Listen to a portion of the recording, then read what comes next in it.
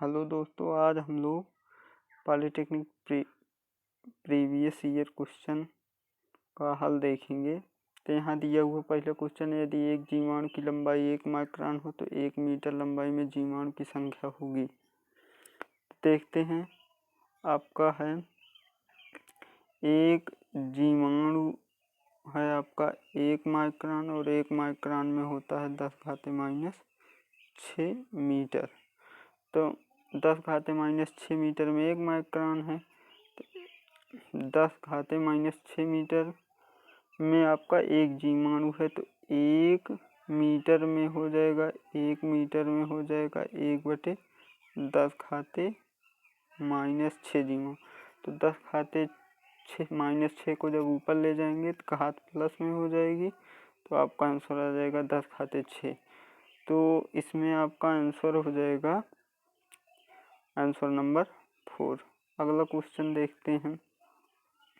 अगला है 1 माइक्रोन में एंगस्ट्रॉम की संख्या होती है। इसमें आपको 1 माइक्रोन में कितने एंगस्ट्रॉम होते हैं यही बताना है। तो 1 एंगस्ट्रॉम में होता है 10⁻⁻10 मीटर, लेकिन हमको अब 1 माइक्रोन में बताना है। तो चलिए देखते हैं। तो 1 माइक्रोन बराबर होता है 10⁻⁻6 मीटर। जब यहाँ 10⁻⁻10 आ जाए तो हम उसको एंगस्ट्रॉम में लिख देंगे।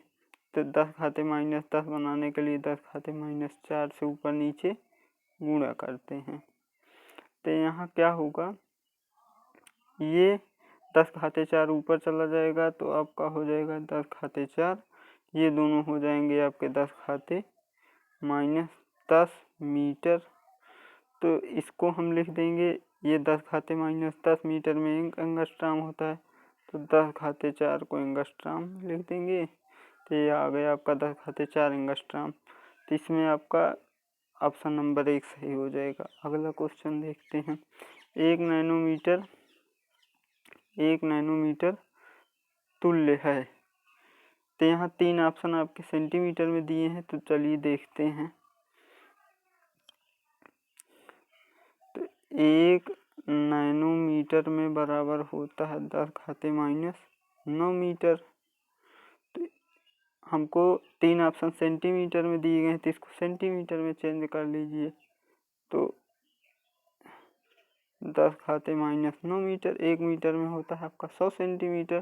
तो चाहे 100 से गुणा करिए या 10⁻2। तो जब 10⁻2 से गुणा कर देंगे तो ये आ गया आप सेंटीमीटर में।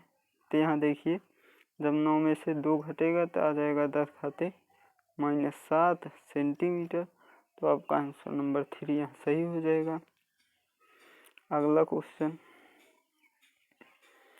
यहाँ गैलेक्सी की दूरी का कोटिमान 10⁻25 मीटर।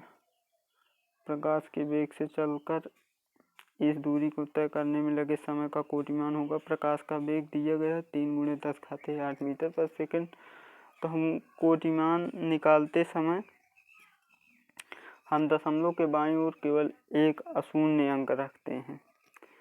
तो जैसे यहाँ समय निकालने के बाद हम दशमलव के बाईं ओर केवल एक अंक रखेंगे और 10 पर जो घात आएगी वही होगा आपका कोटिमान।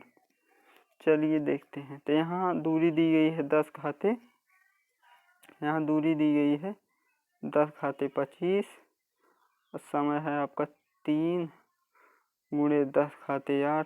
ये वेग दिया है। समय पूछा है, समय बराबर होता है दूरी बटे चाल या दूरी बटे वेग। तो हमने यही लगाया।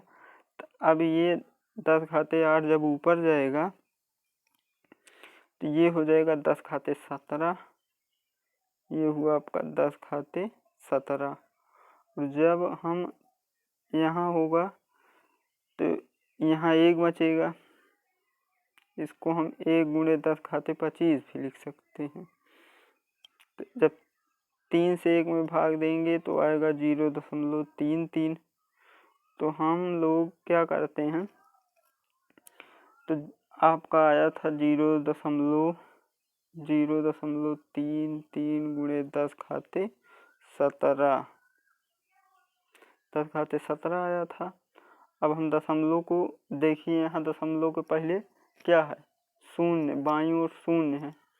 तो हमने आपको बताया है कि दशमलव के बाईं ओर केवल एक अशून्य अंक होना चाहिए, तो हम दशमलव को दाईं ओर खिसकाएंगे। तो ये हो जाएगा 3.33 गुणे 10 घाते। जब दाईं ओर खिसकाते हैं तो हम 10 के ऊपर उतनी घात लगाते हैं जितने अंक दशमलव खिसकाए रहते हैं, लेकिन ऋणात्मक में लगाते हैं अगर दाईं ओर दशमलव खिसकाए हैं। अगर बाईं ओर खिसकाए हैं तो जितने अंक खिसकाए रहेंगे 10 पर उतनी धनात्मक घात लगाएंगे। एक अंक खिसकाए हैं -1 और यहाँ हो जाएगा आपका 10 घाते 17। तो यहाँ हो गया आपका 3.3 गुणे 10 घाते 16। 17 में से 1 गए 10 घाते 16 आया। लेकिन अंत में हम लोग ये देखते हैं कि 10 के पहले जो संख्या होती है गुणे में, वो जो है आपके 3.16 से बड़ी है या छोटी है। यदि बड़ी होगी तो हम 10 की घात में 1 जोड़ देंगे, यदि छोटी होगी तो जो 10 की घात होगी वही उसका क्या हो जाएगा, कोटिमान हो जाएगा। तो यहाँ 3.3 आया तो 3.3 आपका यहाँ आपका आया 3.3 गुणे 10 घाते 16। अब यहाँ देखेंगे 3.3 बड़ा है 3.16 से, इसलिए हम 10 घाते 16 में 1 जोड़ देंगे तो आ जाएगा आपका 10 घाते 17। तो यही 10 घाते 17 सेकेंड आपका हो जाएगा कोटिमान। तो आपका आंसर नंबर 2 सही है। अगला यहाँ 1.6 गुणे 10 घाते 6 का कोटिमान होगा, तो यहाँ 10 घाते 6 होगा। क्योंकि यहाँ 10 घाते 6 होगा, इसलिए यहाँ 1.6 3.16 से छोटा है, इसलिए हम 10 की घात में कुछ जोड़ेंगे नहीं, जो 10 की घात दी हुई है यही हो जाएगा आंसर आपका। अगला क्वेश्चन, इसका कोटिमान निकालना है। तो कोटिमान निकालते समय हम लोग क्या करते हैं, यहाँ देखिए दशमलव के बाईं ओर 0 है, तो हमने आपको बताया दशमलव के बाईं ओर केवल एक अशून्य अंक रखना है। तो यहाँ हम 1 2 3 अंक खिसकाएंगे, तो ये हो जाएगा 5.42। अब गुणे कितने खिसकाए, 1 2 3 दाईं ओर खिसकाए हैं तो घात ऋणात्मक होगी। 3 अंक खिसकाए हैं तो -3। अब यहाँ 5 कोटिमान निकालते समय क्या करेंगे, अब इसको देखेंगे 3.16 से बड़ा है, तो इसलिए घात में 1 और जोड़ के कोटिमान निकालेंगे। 10 घाते 3 में +1 जोड़ेंगे, आ जाएगा 10 घाते -2। तो इसका कोटिमान हो जाएगा आपका आंसर नंबर 4, मतलब 10 घाते -2 आंसर होगा। अगला क्वेश्चन, एक मापन में व्यास इतना सेंटी, इसमें सार्थक अंक 1 2 3 4 अंक हैं, 4 हो जाएगा। इसमें कितने सार्थक अंक हैं हम आपको बता दें, 10 की घात का सार्थक अंक पे कोई फर्क नहीं पड़ता, तो यहाँ हो जाएगा 3.2 1 2 2 अंक हैं, तो इसमें हो गया 2। अगला क्वेश्चन,